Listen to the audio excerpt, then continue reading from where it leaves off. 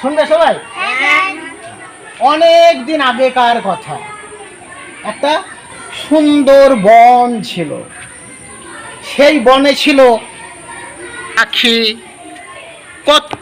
কত জীব জন্তু।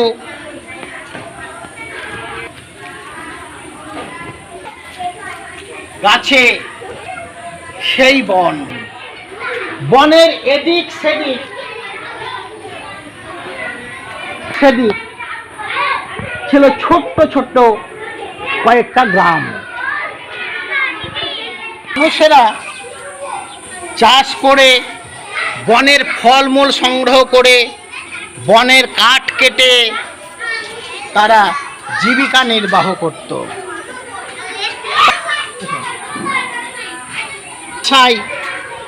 কুলু কুলু রবে নদী বয়ে চলত। সেই নদীতে থাকতো কত রকমের মাছ, কচ্ছপ, সময় সময় সাপ।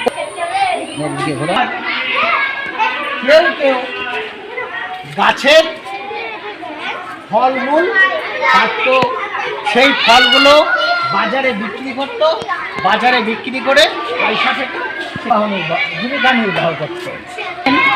এক কিশোরী গেছে গাছের শুকনো জোরে জোরে জোরে ছিল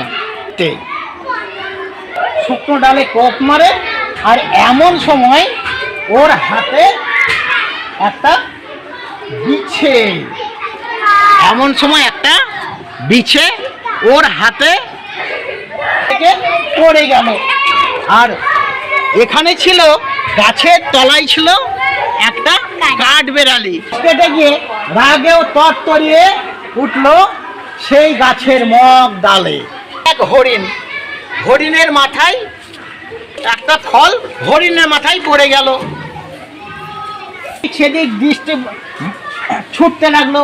এই ছুটতে গিয়ে এই মাটির মধ্যে ছিল পাখির বাসা। সেই বাসাগুলো যখন ভেঙে গেল, পাখিগুলো তখন উঠতে লাগলো। তোমরা উঠতে পারবে? ওই পাখির মতো ওড়ো দেখি, পাখির মতো ওড়ো ওড়ো ওড়ো, চলেছো চলেছো, উঠতে উঠতে চলেছো। বনে একটা হাতি গাছপালা খাচ্ছিল, গাছপালা খাচ্ছিল।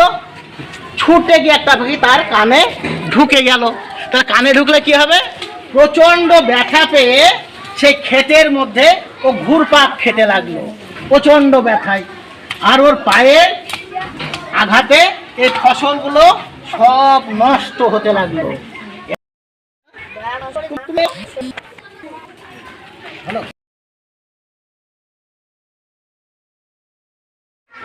বলল, চাষি ভাই আমার দোষ নেই, আমি গাছপালা খাচ্ছিলাম, এই পাখিটা আমার কানে ঢুকে গেল, আমি কি করব বলো, আমি ব্যথায় ছটফট করছি।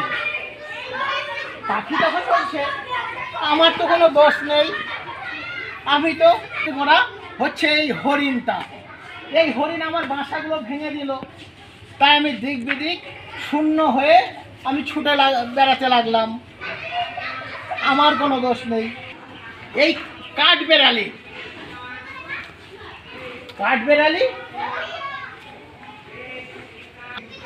ফল পেড়ে দিয়েছিল। কাঠবেড়ালি বলছে, আর কি দোষ, আমি তো গাছের গোড়ায় ছিলাম, আমি আমার খাবার খাচ্ছিলাম, খুঁজছিলাম, আমার এই যে ল্যাজটা কেটে দিল, এই কাজটা দিয়ে আমার ল্যাজটা কেটে দিল, তা আমি যন্ত্রণায় ছটফট করতে করতে উপরে উঠেছিলাম, আমার খুব রাগ হয়েছিল। যত নষ্টের গোড়া এই বিছেটা, এই বিছে যদি না কামড়াতো তাহলে ওই কিশোরীর হাত থেকে এই কাস্তেটাও পড়ে যেত না, আর এই কাঠের লেজও কাটতো না। তাহলে দেখো সামান্য কারণে কোথা থেকে কি হয়ে যায়, তাই তো হবে। বুঝে সুঝে আমরা কারো ক্ষতি করব না, আমরা আমাদের কাজ করব, নিজের কাজে ব্যস্ত হই, কারো কাজে যদি ক্ষতি না করি তাহলে আমাদের সমাজটা খুব ভালোভাবে গড়ে উঠবে, আমাদের দেশটাও সুন্দর হয়ে উঠবে। এই ছিল আজকের গল্প। তাহলে গল্পটা